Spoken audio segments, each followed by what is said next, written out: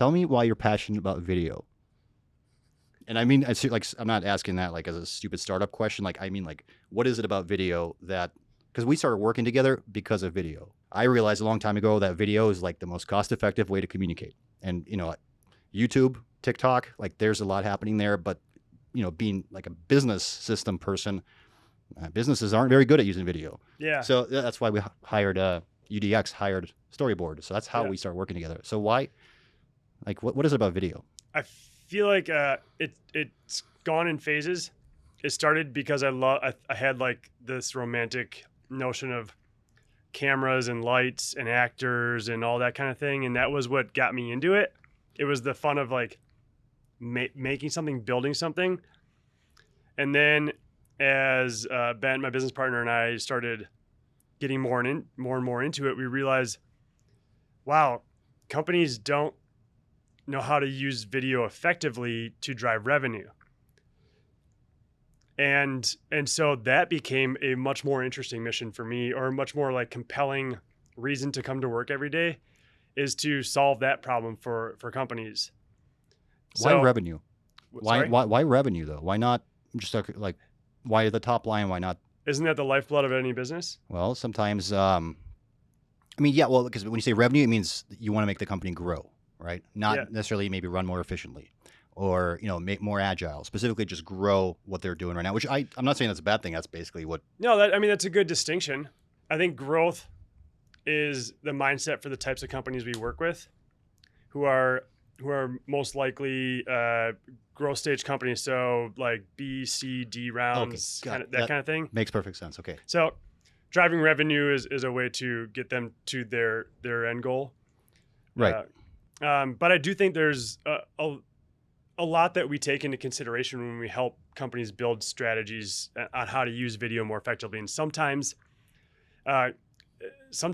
internal comms and other modalities of video do become a part of that discussion. Yeah, but okay, but still, like, what's the passion? What's different about video? Like, what I have to say, like first principle. Like, if we really just like zoom out, or like I don't know, look at things abstractly, is video different than other types of communication? Like, if we're trying to communicate, what's like a picture is 1,000 words, right? What is a video? Is there a saying for that, or have we figured it out? There's some ridiculous stats out there that are mathematically constructed to apply to that idiomatic phrase of a video or a picture is worth 1,000 words. So then if you take 24 frames per second and do 1,000 words per that, and then put that into a minute of video, there's some astronomical number of how many words are worth a minute of video, or a minute worth of video is in words, whatever. Yeah, that sounds theoretical. Stupid. It's idiomatic.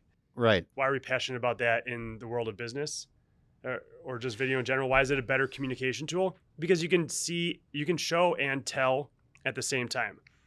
So if that's animation, you can put a bunch of action together, whether it's live action or animation. You can put a bunch of action together and then also build a narrative through audio, whether that's sound design or a voiceover or somebody actually speaking into camera. You can show and tell at the same time. And there aren't any other forms of communication outside of live presentation that allows you to do that. But live presentation doesn't allow you to scale. Video does. And so the ability to show and tell at scale is invaluable to companies, organizations, whatever. Nobody seems like has really, like, there's not a sales force for video communication. Right? Salesforce being like something that like businesses are not using video, right? And well, that's I would argue that in some sense. So you mentioned YouTube, TikTok, and Salesforce as three companies who are very successful. Salesforce is not, you say it's not using video, but they own Slack, right? Slack is an incredibly great communication tool.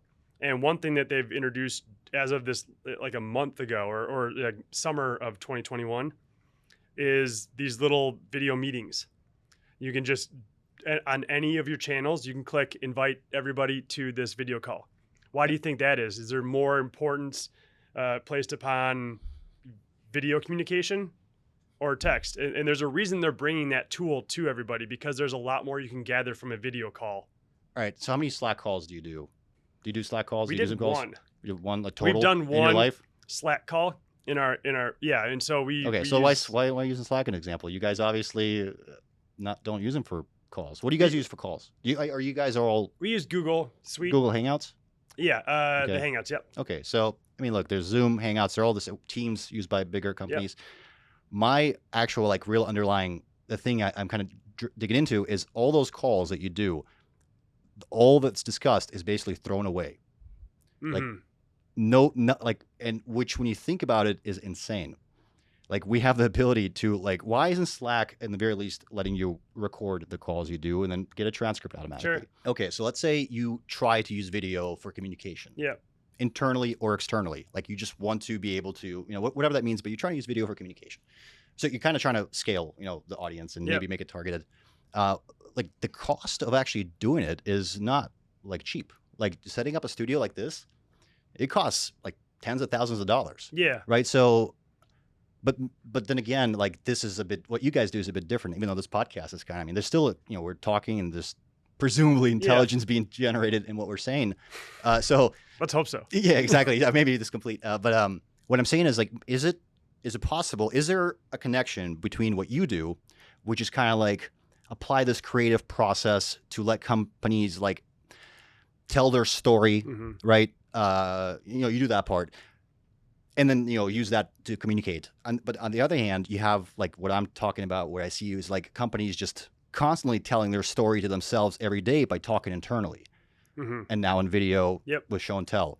To me, I feel like there's something there that could be quite interesting where From a business intelligence from perspective. from really, and that's what we're trying to figure. What do we from really a communications perspective? Like if Yeah. I had to like put this under like one big umbrella of what problem we're trying to solve, or essentially communications, right? Like people need to, there's a lot of examples of where it's clear that good communication is like a major competitive advantage, right? I don't know Yeah. if we have to Yeah. No, justify I can why agree, I communication. can agree right? with So that for we're- sure. We're basically 100%. looking at better ways of letting people communicate. Yeah. Post COVID, everything being in the cloud kind of situation. I feel like, like- Video communication, I think, can be broken down into two categories: synchronous and asynchronous. So, asynchronous is I have a message to say. I don't need feedback.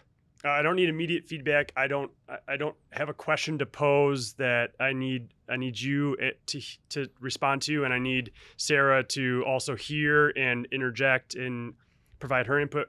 Asynchronous is I have something to say, here it is, and video gives you the ability to share that message to show and tell that message to multiple people. You can scale that message as much as you want to, and they can watch it on their own time, your recipients. There's synchronous communication, which is we're all on a Google Meet, we're all on a Slack chat, we're all on a Teams meeting. Those are two separate things. I think they both serve their own purpose. So maybe that can help bifurcate this conversation. Yes, I think you actually nailed. I was waiting for you to fit, but yeah, that's really important because I don't know if I can actually articulate this just yet, but I feel like that's actually the core of what I'm trying to maybe get at is like, how can we have both? Slack is very much like what we've just been talking about. So it's a communication tool, but it's text-based for the most part. There's GIFs and stupid shit, but but you can be in certain channels. You cannot be in certain channels. You basically are subscribing yourself to certain information. It's just text for the moment. If Google Meet had its own version of Slack where you could not only subscribe to certain types of conversations around a certain client or a certain topic of education or a certain government entity, you could not only you would take the vocal the words that are being expressed in those meetings, conversations, and transcribe that to text, or at some point it would just happen immediately. But then also some of the visuals, like, hey, was President whoever in this meeting, or was Dean X here? Everything that was in the screen, Everything that potentially. everything that was on the screen, even if it was just an attendee or whatever. Like, I want to see everything that Dean Marcus was a part of. And I subscribe to that. I could get those bites. I could get that information, just like TikTok feeds it to you. Yeah, that would be amazing. And Slack is crawling its way there, and I'm sure it's a big problem to solve. well, you have to yeah, the world has to be ready for it. And Yeah. COVID just put us there. That's kind of, I don't think anybody's like Zoom. Like, I think you have to basically kind of sometimes do it from scratch in a way. Like, because like I feel like, Conway's Law, like we just, it's hard to do something new, but I feel like this is a good time to do it just because like all these things lined up. We're all now forced really into are it. in the cloud. Like even Yeah. the people are now in the cloud when you think Whether about it. they know it or We're all not. going through the cloud. So Yeah. our conversations are going through the cloud. And that gives us another opportunity, I think. Yeah.